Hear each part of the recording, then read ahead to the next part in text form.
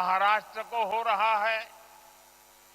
आज आत्मनिर्भर भारत अभियान का लाभ महाराष्ट्र को हो रहा है। आज भारत की प्रगति में हमारा महाराष्ट्र बहुत बड़ी भूमिका निभा रहा है। लेकिन ये दुर्भाग्य है कि महाराष्ट्र विरोधी दलों ने आपके विकास पर, आपकी भलाई पर हमेशा ब्रेक लगाने की कोशिश की। मैं आज आपको इसका एक और उदाहरण देता हूं। भाइयों और बहनों, हमारे देश को वर्षों से दुनिया के साथ व्यापार के लिए एक बड़े और आधुनिक पोर्ट की जरूरत थी। महाराष्ट्र का पालघर ही इसके लिए सबसे उपयुक्त जगह है। ये पोर्ट हर मौसम में काम कर सकता है, लेकिन इस प्रोजेक्ट को 60 वर्षों तक लटका कर रखा गया। महाराष्ट्र और देश के ये योजना इतने जरूरी काम को कुछ लोग शुरू ही नहीं होने दे रहे थे। 2014 में आप सबने हमें दिल्ली में सेवा करने का मौका दिया। 2016 में जब हमारे साथी देवेंद्र जी की सरकार आई, तब इस पर उन्होंने गंभीरता से काम शुरू करवाया। 2020 में यहां पोर्ट बनाने का फैसला भी कर लिया गया, लेकिन उसके बाद सरकार बदल गई और 2.5 साल तक फिर यहां कोई काम नहीं हुआ। आप मुझे बताइए, अकेले इस प्रोजेक्ट से यहां कई लाख करोड़ रुपए के निवेश का अनुमान है। यहां करीब 12 लाख रोजगार के अवसर पैदा होंगे। महाराष्ट्र के इस विकास से आखिरी किसे आपत्ति थी? कौन लोग थे जो महाराष्ट्र के विकास को ब्रेक लगा रहे थे? ये कौन लोग थे जिनको महाराष्ट्र के नौजवानों को रोजगार मिले इससे इतराज था?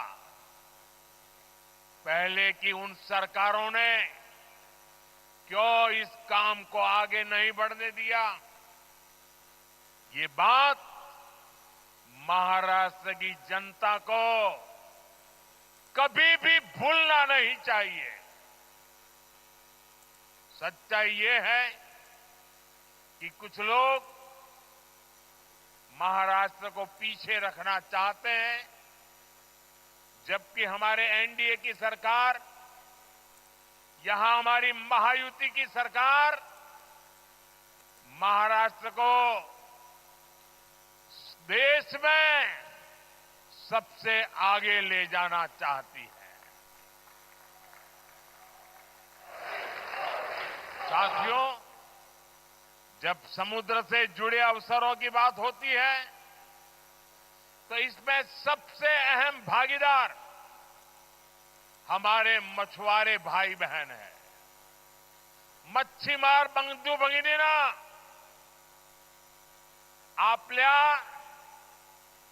5 से 26 मच्छीमाराची गावे, कोळीवाडे आणि 15 लाख मच्छीमारांच्या लोकसंख्येसह महाराष्ट्राचे मत्स्यपालन क्षेत्रातील योगदान खूप मोठे आहे।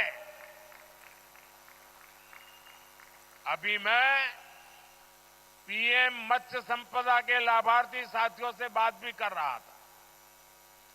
इनके परिश्रम से 10 वर्षों में कैसे इस सेक्टर की तस्वीर बदली है, कैसे देश की योजनाओं से, सरकार के सेवा भाव से करोड़ों मछुआरों का जीवन बदल रहा है। ये आज हमें देखने को मिल रहा है। आपकी मेहनत ने कितना कमाल किया है, ये जानकर आपको भी खुशी होगी। आज भारत दुनिया का दूसरा सबसे बड़ा मछली उत्पादक देश बन गया है। 2014 में देश में 80 लाख टन मछली का ही उत्पादन होता था। आज करीब करीब 170 लाख टन मछली का उत्पादन भारत कर रहा है। यानी सिर्फ 10 साल में मछली का उत्पादन आपने 2 गुना कर दिया है। आज भारत का सी फूड निर्यात भी तेजी से बढ़ रहा है।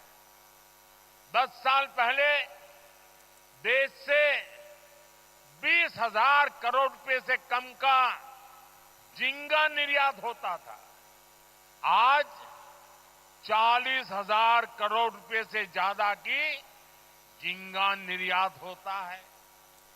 यानी झींगा का निर्यात भी आज 2 गुने से ज्यादा हो गया है। हमने जो ब्लू रिवॉल्यूशन स्कीम शुरू की थी, उसकी सफलता चारों तरफ दिख रही है। इस योजना से रोजगार के लाखों नए अवसर तैयार हुए हैं। आमच्या सरकारच्या निरंतर प्रयत्नामुळे कोट्यावधी मच्छीमारांचे उत्पन्न वाढले आहे, त्यांचा जीवन स्तर सुधारला आहे। साथियों, हमारी सरकार मछली उत्पादन में महिलाओं की भागीदारी को बढ़ाने के लिए भी काम कर रही है। प्रधानमंत्री मत्स्य संपदा योजना के तहत हजारों महिलाओं को मदद दी गई है। आप भी जानते हैं कि मछली पकड़ने के लिए जाने वाले लोगों को अपने जीवन का खतरा भी उठाना पड़ता है। घर की महिलाएं, पूरा परिवार चिंता में जीता था। हम आधुनिक टेक्नोलॉजी और सैटेलाइट की मदद से इन खतरों को भी कम कर रहे हैं। आज जो ये बेसल कम्युनिकेशन सिस्टम शुरू हुआ है, वो तो हमारे मच्छी मार भाई बहनों के लिए बहुत बड़ा वरदान होगा। सरकार मछली पकड़ने वाले जहाजों पर 1 लाख ट्रांसपोंडर लगाने जा रही है।